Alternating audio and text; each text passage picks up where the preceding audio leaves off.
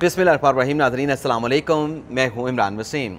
नाज़रीन, supreme court ने 14 मई के इंतखाबात के फ़ैसले के ख़िलाफ़ जो इलेक्शन कमीशन की नज़रसानी की दरख्वास्त थी, आज इस नज़रसानी की दरख्वास्त को नाकाबिल समाअत करार देकर अदालत की जानिब से खारिज कर दिया गया।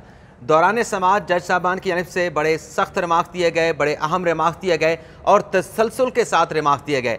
आज की अदालती कार्रवाई का अहवाल इस वीडियो लॉग में आपके साथ हम शेयर करेंगे और आपको बताएंगे कि आज जब इलेक्शन कमीशन के वकील सजील सवाती दलाइल देना चाह रहे थे तो अदालत बार बार उनसे क्या सवाल पूछ रही थी, वो सवाल क्या था, उस सवाल पर इलेक्शन कमीशन के वकील ने जवाब क्या दिया और इलेक्शन कमीशन के वकील अदालत से, जज साहबान से किस बात की मिन्नत समाजत करते रहे, तरले मिन्नतें करते रहे, ये सारी डिटेल आपके साथ हम शेयर करेंगे। लेकिन नाजरीन, अदालती कार्रवाई का खुलासा सबसे पहले आपको बताएंगे, आपका तजस्सुस हमने नहीं बनाना।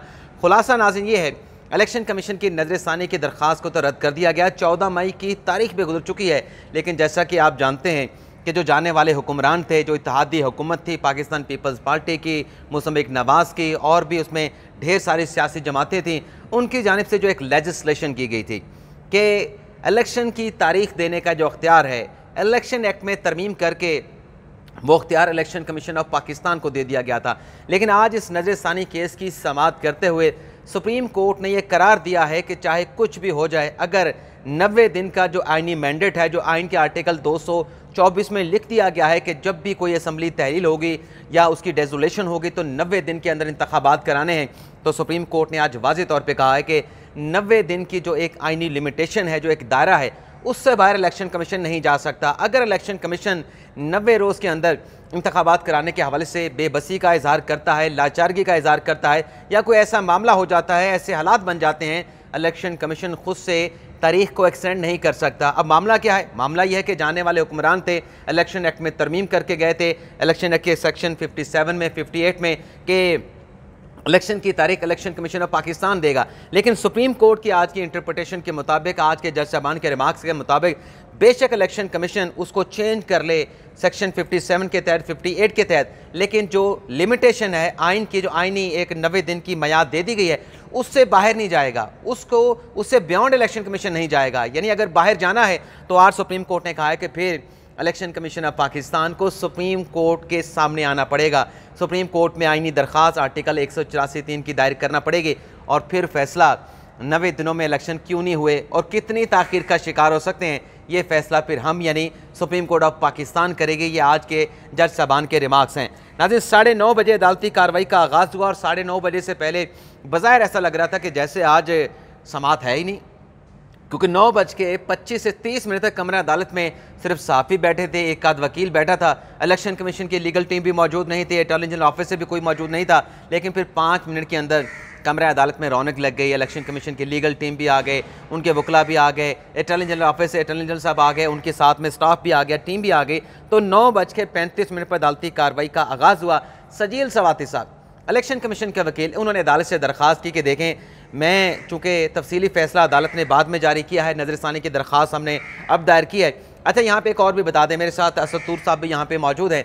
उनके प्रोग्राम में आज जिस तेज़ी के साथ इस पटिशन को रिजेक्ट किया गया, मुस्तरद किया गया, यानी 1 घंटे के अंदर अदालत ने समाअत करने के बाद इलेक्शन कमीशन की इस दरख्वास्त को, जो कि कई हफ्तों के बाद समाअत के लिए मुकर्रर किया गया, इसको क्यों डिसमिस किया गया, इस हवाले से हम असदुर के जो उनका यूट्यूब चैनल है उस पर तबसरा भी करेंगे, आज की अदालती कार्रवाई की बात भी करेंगे। मेरे वीलॉग के बाद असदुर साहब ने अपना वीलॉग बनाने के लिए तैयार ठहरे हैं।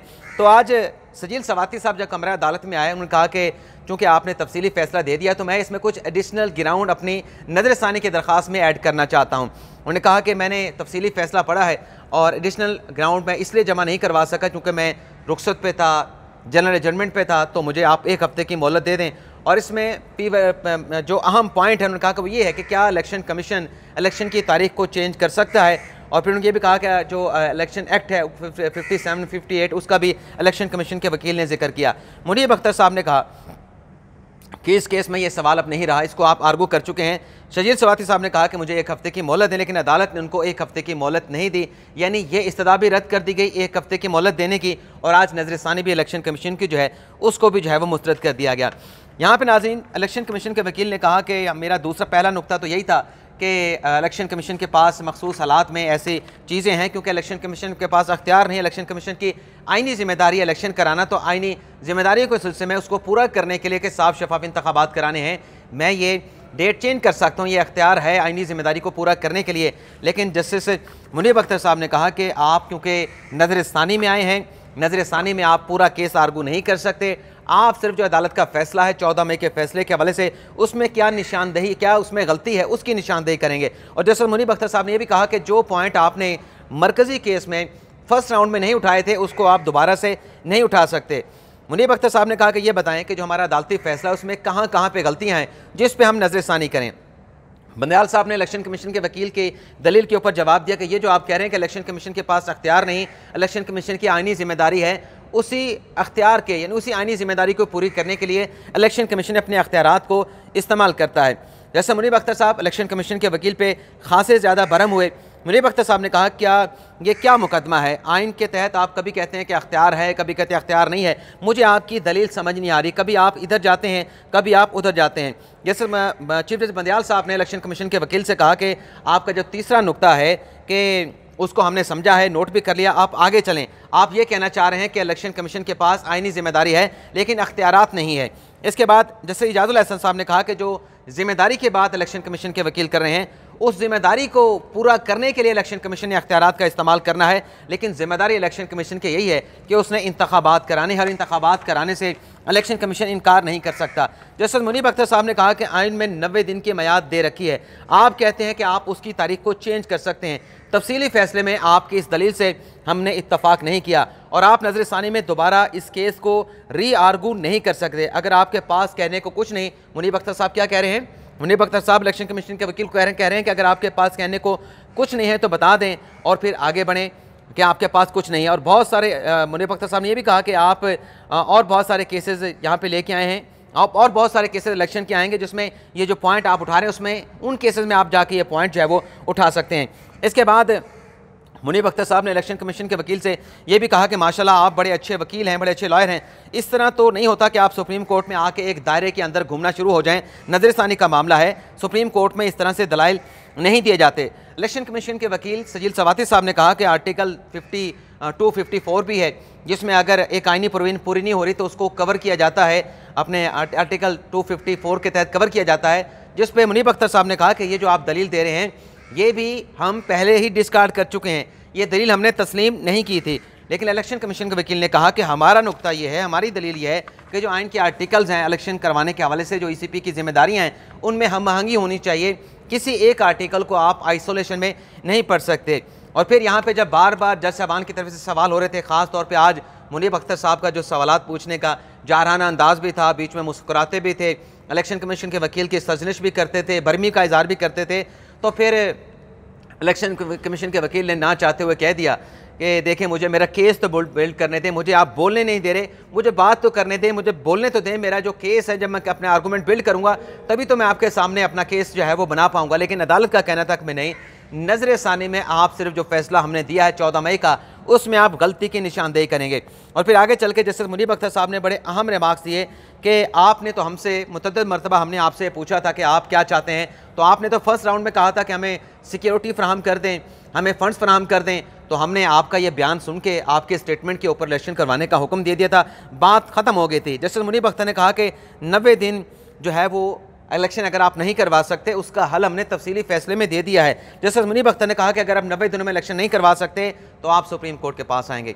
यानी एक आइनी बॉडी को 90 इंतखाबात कराने के हवाले से साफ शफाफ इंतखाबात को यकीनी बनाने के लिए अगर वो 90 रोज़ के आगे जाते हैं, वो आइनी इदारा खुद से फैसला नहीं करेगा, वो सुप्रीम कोर्ट के पास आएगा। यानी एक तरीके से इलेक्शन कमीशन को बाउंड कर दिया है सुप्रीम कोर्ट ऑफ पाकिस्तान ने कि आप 90 दिन के अंदर जाने का खुद से फैसला नहीं करेंगे, ये फैसला भी सुप्रीम कोर्ट ऑफ पाकिस्तान करेगी। इसके बाद मुनीब अख्तर साहब ने कहा कि हमने फैसला दे दिया है, आपको हमारी ये बात पसंद आती है नहीं आती, लेकिन अगर आपने 90 दिन से ज़्यादा आगे जाना है तो आपको सुप्रीम कोर्ट के पास आना पड़ेगा।